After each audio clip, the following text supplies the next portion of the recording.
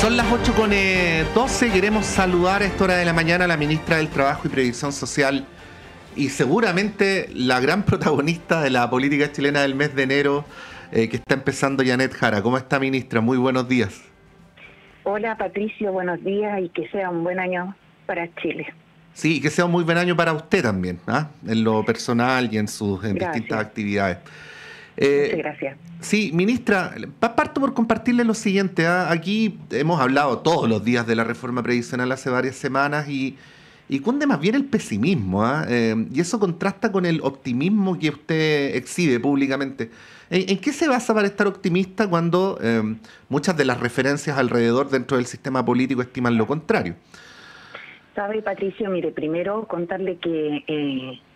O sea, de partida no tiene que ver con la reforma, pero soy una persona optimista, así como en general. Entonces, hay harto de ese rasgo, porque encuentro que igual la vida tiene sus dificultades y uno tiene que enfrentarla de forma en la cual pueda tener o aspirar a tener una mejor relación con los eventos que le ocurren, ¿no? Entonces, ¿para qué va a estar sufriendo todo el rato, menos los que nos gusta la política, si es nuestra actividad principal?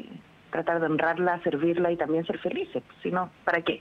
Pero en relación a lo contingente, y perdóneme la derivada de la respuesta, en relación a lo contingente, resulta evidente que este tema iba a ser altamente complejo. O sea, no es que no se podía suponer que algo así iba a ocurrir. Yo creo que es... visto los dos intentos frustrados que hubo en los gobiernos anteriores de hacer una reforma con características disímiles, cierto, con modelos distintos, pero igualmente una reforma, y que no lograron llegar a puerto, es, yo diría, parte del panorama, la situación en la que estamos viviendo, en la cual hay tensiones desde distintos espacios. Y por otro lado, yo diría también que hay una especie de acostumbramiento hoy día en nuestro sistema político a que cada quien se diferencia con una opinión más distinta del otro, más radical hacia un lado, hacia el otro o a cualquier posición, le permite tener a lo mejor una mayor presencia en medios, pero no necesariamente confluir a solucionar los problemas cotidianos de las personas. Entonces esa ha sido una característica de la política en este periodo. A nosotros nos ha tocado además un gobierno bajo el mandato del presidente Boric que ha tenido elecciones todos los años, y eso sin duda genera incentivos de carácter electoral. Ahora, ministra, para el sector al que usted pertenece y que es el que sostiene políticamente al gobierno, hay ciertas cosas que son, no sé si llamarlas irrenunciables, pero son, digamos, las condiciones para participar de esta negociación. Una es la separación de la industria, y otra es el destino del 6%, al menos en un punto en el que garantice la mejoría de las pensiones ahora y no después, digamos. Claro. Sí, respecto... Y que tienen toda la razón. Y eso es lo que contempla el proyecto del gobierno. Además de un elemento que no está mucho en la discusión pública, pero que es muy relevante para que bajen las comisiones, que es la licitación de afiliados. De afiliados. Entonces, ¿la separación de la industria no sería negociable para ustedes? No, la separación de la industria. Mira, le quiero comentar algo para que podamos hacer el proceso. El proyecto se ingresó en la Cámara de Diputados y tuvo un cambio, que fueron las indicaciones que se le hicieron en la Cámara de Diputados. Así pasó al Senado. En el Senado no se le ha hecho ningún cambio. Las indicaciones no se han introducido porque respecto del tema del 6% no hemos terminado de ponernos de acuerdo con la oposición. Eso es. Y respecto al 6%...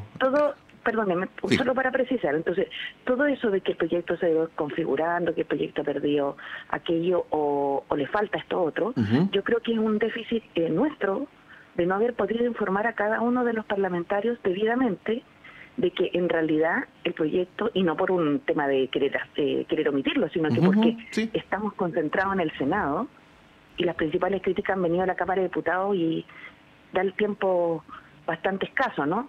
Pero el proyecto contempla la división de la industria, contempla además la regulación de las comisiones para que las comisiones sean alineadas con las rentabilidades. Entonces, si le va mejor a los fondos, se paga más, le va peor a los fondos, se paga menos.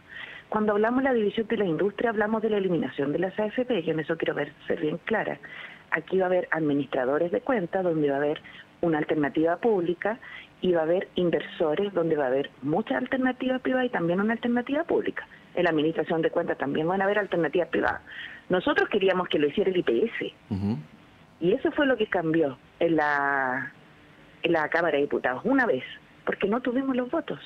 Eso es una realidad. Ahora, que no esté el IPS, pero que hayan otras alternativas públicas, ¿es razón suficiente para que el proyecto se detenga? A nuestro parecer, no. El punto en el que estamos hoy día, ojalá hubiera estado, ¿no? Pero no tenemos esa mayoría. El punto en el que estamos hoy día es la distribución del 6%, que tiene que ver básicamente con cuántas personas esta reforma va a beneficiar. Y ministra, y respecto al 6%, ¿cuál es el punto en el que para usted no se debe traspasar para efectos de cautelar estos objetivos que, digamos, para el oficialismo en toda su diversidad serían irrenunciables? Claro, lo que pasa es que hoy día, a ver, siempre se ha hecho la discusión desde la lógica del 3-3, 4-2, 1-6, ya. El punto es, ¿para qué queremos el 6%? Y nosotros estamos claros que lo queremos para hacer un beneficio definido que consiste en que las personas por año cotizado reciben un monto de beneficio económico, de retorno económico por su ahorro previsional. En ese contexto, las personas que han cotizado 10 años van a recibir una UF todos los meses, las que cotizaron 2 años, 2 UF, las que cotizaron 3 años, 3 UF. La discusión, Patricio, hoy día está centrada en cuánto va a ser el aporte que se va a requerir para financiar esta UF, 2 UF o 3 UF. Porque hoy día hay 1,5 millones de pensionados que ellos no van a cotizar por el 6% porque ya terminaron de cotizar, jubilaron. Entonces la discusión está puesta en cuánta gente se entrega este beneficio. Si nosotros vemos, tenemos una realidad en nuestro país donde las mujeres han cotizado muy poco, por trabajo no remunerado, informalidad, todo lo que podemos suponer detrás, ¿no? Lagunas previsionales con motivo de la maternidad. Entonces, si nosotros corremos muy arriba la vara y exigimos un número muy grande de cotización para las mujeres, van a quedar muchas mujeres afuera. Por otro lado, si esto parte de muy abajo y muy pocos años cotizados, como el beneficio es de 0,1 F por año cotizado, lo que no nos puede pasar es que la reforma se haya hecho para entregar muy pocos recursos a un número importante, en particular de mujeres, que son las que menos cotizan. Entonces hay que buscar un equilibrio, que la reforma apoye de manera adecuada, ¿cierto?, a las personas que hoy día tienen pensión autofinanciada de la AFP en la mediana de 46.000 pesos. Entonces, tenemos una dificultad ahí que resolver, que esperamos resolver en los próximos días, pero sin duda esto requiere la voluntad política de la oposición, que es la que hoy día conforma una mayoría que tiene el proyecto trancado, con la puerta cerrada en el Congreso Nacional, y que para abrir cambios requiere construir mayoría. En industria, que es lo que le preocupa a mucha gente, yo quisiera ser súper clara, va la división de la industria, va además la licitación de afiliados y van las comisiones alineadas con rentabilidad y pérdida. Lamento que algunos no habérselos podido informar de forma más concreta, porque de verdad que creo que es un punto bien relevante. Pero en el aumento de pensiones, esta reforma tiene sentido sí, solo sí, se suben pensiones ahora también. Ya, y ustedes no van a pasar esa línea. Es que no podemos sacrificar al 1,5 millones de personas. Piensa usted que esta es la gente que trabajó en los 80, que trabajó en el PEM, que trabajó en el POG, en un Chile sumamente pobre. Son las profesoras de Estado que cotizaron 40 años y tienen pensiones que las hacen caer al otro día en la pobreza. Entonces, eso no se puede dejar afuera.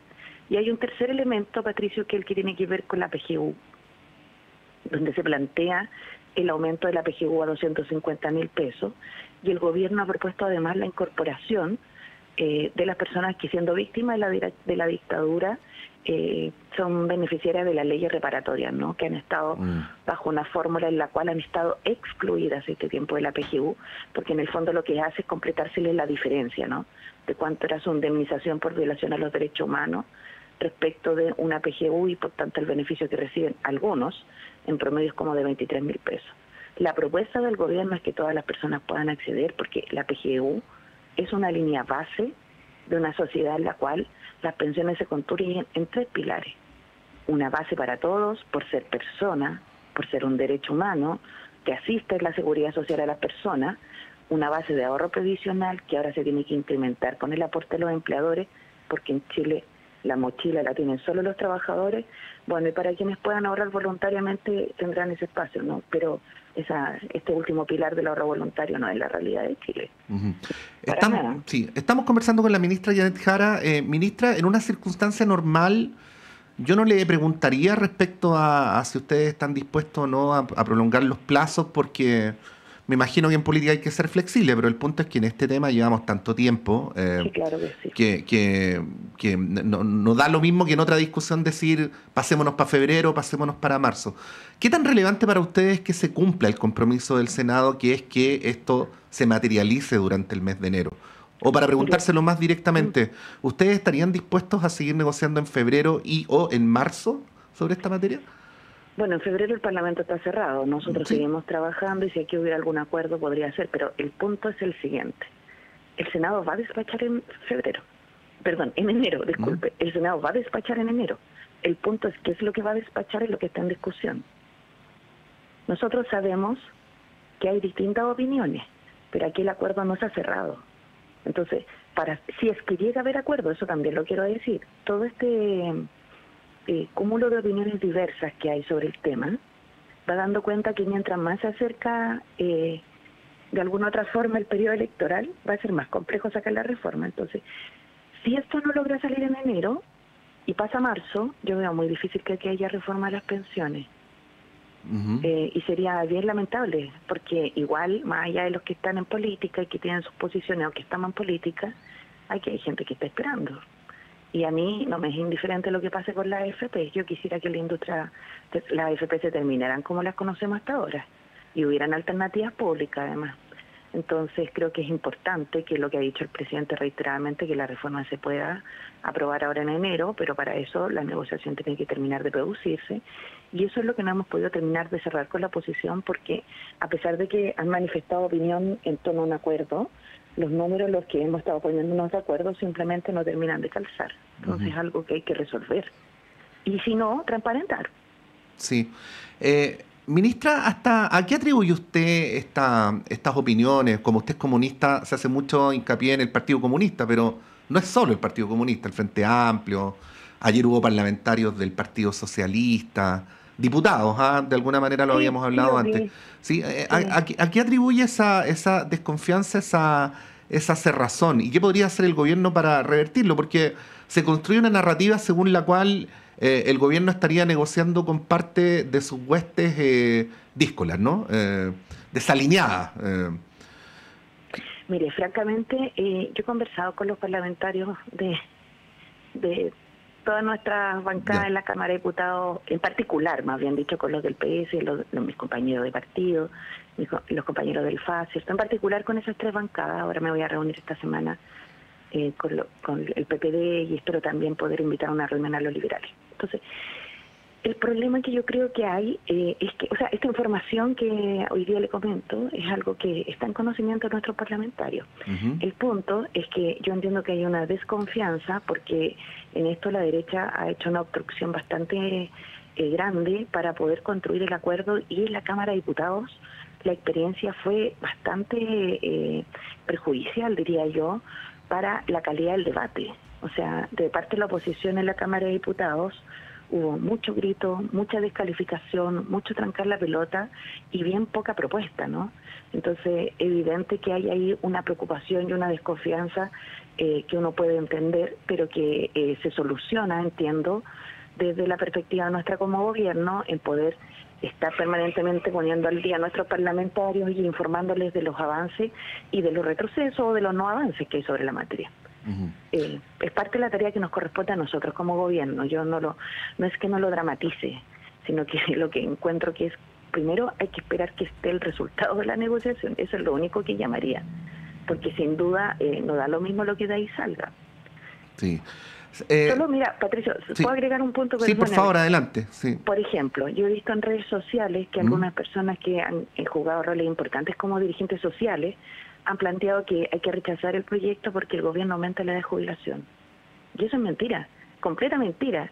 Entonces hay harta desinformación.